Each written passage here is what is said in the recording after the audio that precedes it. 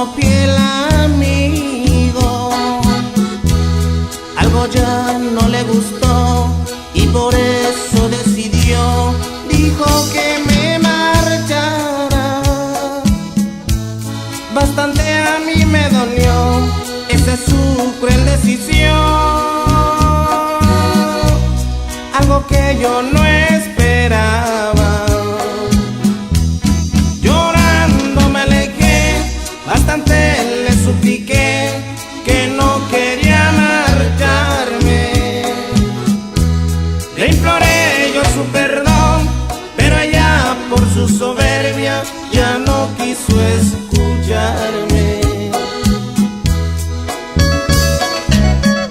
Mandamos un saludo para el licenciado Humberto Pisa.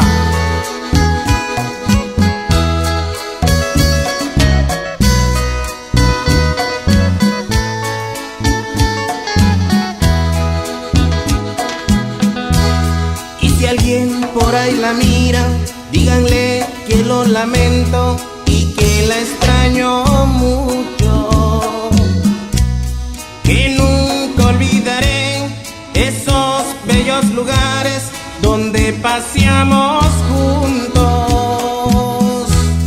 y el olor de su cabello que siempre me gustó lo traigo aquí presente.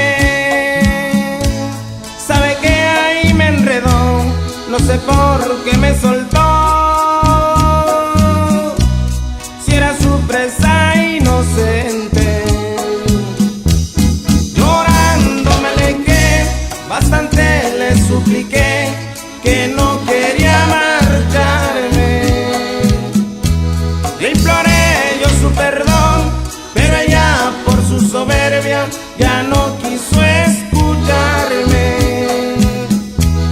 Llorando me alejé, bastante le supliqué que no quería marcharme. Le imploré yo su perdón, pero ella por su soberbia ya no quiso escucharme. Y mandamos un saludo para el señor Marcial Silva. ¡Claro!